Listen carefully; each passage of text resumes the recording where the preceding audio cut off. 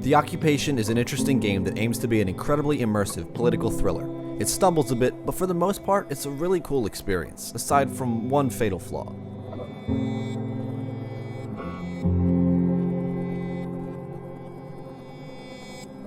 So, The Occupation is a stealth-driven, immersive sim game that takes place in 1987 during a time of political turmoil in London. You play as Harvey Miller, an investigative journalist tasked with finding out the truth behind a recent terrorist attack. Now, this game aims to be as immersive and realistic as possible, so everything happens in real time, meaning you have a total of 4 hours to sneak around and find as many clues as you can.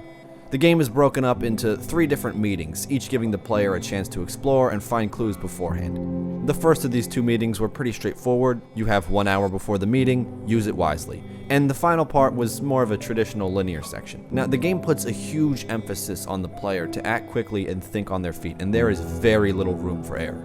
Since it requires so much from the player though, your mileage will vary when it comes to story.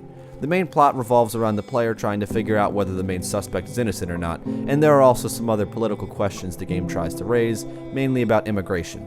I think what's here is interesting, but it really requires you to read everything you can and pay attention for all clues. But since you are on a time limit, usually you end up just skimming over things, finding the key info, and then dashing to find the next clue.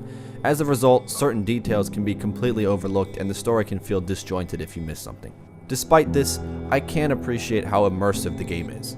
If you don't find enough clues, if you don't figure out the truth, you will lose the game. And it feels awful to fail, but you know that you failed. And there is no save feature until the end of each chapter, meaning that everything you do is final. And you can't redo any of the chapters, so if you failed chapter 1, that's it. Move on to chapter 2 and hope you do better. I can really appreciate them having the stones to go all the way with this, despite it not being the most accessible game out there. Now, while a lot of the story is told through things that you find while exploring, there are still some cutscenes interlaced throughout. The voice acting in both these cutscenes and in-game is generally good, but I couldn't help but notice that the main male voice actor sounds a bit different than everyone else. It almost sounds like it was recorded in a different studio or with a different mic, and it's a bit off-putting. His performance is good, but it's a weird thing that I couldn't help but notice. These cutscenes also certainly help keep the narrative flowing, but they are noticeably a bit rough, and as I said earlier, can feel disjointed if you weren't following along. Overall though, pretty decent story, but your mileage will vary. The concept is good though, and I can really appreciate them going all the way with it. Now, the story may be negatively affected by the immersive nature of the game, but the gameplay strives. The player is tasked with navigating through the levels, trying to find a multitude of secrets and clues, all while avoiding detection by the security guard Steve and the assortment of other NPCs. You need to be very careful, as there are also plenty of sensors and alarms to set off, and getting caught too many times can pretty much result in a game over. Except in this case, it's worse than that, because you still have to play out the rest of the game even if you already failed in the first level. And it's that feeling of knowing that you can legitimately fail, which really drives you to be so vigilant. The first level in particular was pretty incredible. I loved the layout, I loved all the secret passages, all the ways to break into rooms, all the stuff there was to find. I just thought that level was pretty amazing. It fully lived up to the game's potential, and I'd say this level alone almost makes the game worth checking out.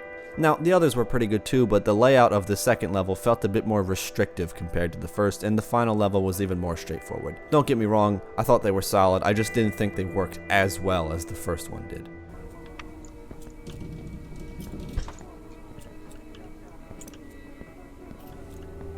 Since everything you do in this game matters, it can become very tense and stressful at times, and honestly, the tense moments that you get from this game made me way more nervous than anything from Resident Evil 2. Knowing that you are fighting the clock makes every single move and every single setback that much more meaningful, and as a result, succeeding feels so good, and failing feels so bad. It was such a great moment when I grabbed one last clue, darted out of the room, checked my watch, and realized I made it just in time for the meeting. And on the other end, it felt absolutely crushing when I completely failed the second chapter and had nothing really to show at the meeting. Oh, and you can actually miss the meetings if you don't show up on time, which I think is a cool part of the immersive nature of the game. You really do have to pay attention to the clock. The game also makes you do everything manually, like manually opening and closing doors, manually checking your watch to see the time, inserting floppy disks and coins, things like that. It's cool and it works really well with the style of the game, but sometimes it can be a bit finicky, mainly with opening and closing doors, because I fumbled with this a lot, as you can see here. And I kinda wish doors just weren't manual. I get why they did it, but I don't think the doors themselves added too much, but I don't know, minor thing. Unfortunately, there was one big problem with the gameplay, and that is the fatal flaw that I mentioned earlier. The game is buggy and the AI is hit or miss, and for the most part, that stuff is fine. Minor bugs and hiccups I can completely ignore, but there was a moment where the AI kinda went crazy on me and it caused me to fail the level. I wish I had it recorded, but I don't, so I'm gonna have to explain it. Basically, I was in the middle of a restricted area grabbing a file that I needed. I was behind a giant whiteboard with the blinds closed when I heard Steve the guard say, "Huh? Who's there?" or something like that. At first I thought, okay, maybe I made a noise, seemed like a bit of a stretch, but I'm willing to accept it. He comes in, I hide under a table, he leaves, I go back to work. Then after 20 seconds I hear, "Huh? Who's there?" for a second time. At this point I'm a bit irritated as I'm fairly certain that he should not be able to see me, and I'm annoyed that he hasn't walked away from this one specific section. Again, I hide, he enters, he looks, but this time he doesn't just leave. This time he walks out the door, shuts it, walks 2 feet, turns right back around, says, "Huh? Who's there?" again, walks back in, walks straight over to the table that I was under, looks under, sees me, and I failed the whole level. Keep in mind, this entire time I hadn't left from under the table. This really infuriated me because I lost due to no fault of my own. I'm not sure if something like this has happened to anyone else, but there have been several reports of game-breaking bugs, so I don't think I'm the only one who's failed something due to no fault of their own.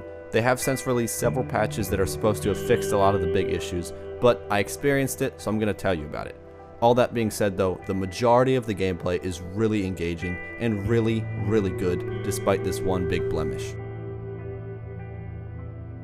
Now, this isn't the most visually stunning game you're going to find on the market, but I do like the style. It's set in London in the late 80s, and I think that it was a really good choice as it lends well to the theme of espionage. The old technology is also really cool as it requires multiple steps from the player, which I really liked. Things like finding a floppy disk, taking it to a computer, downloading a file onto the disk, then taking that disk to a printing machine to get the file printed, all while avoiding the security scans because they can corrupt the disk.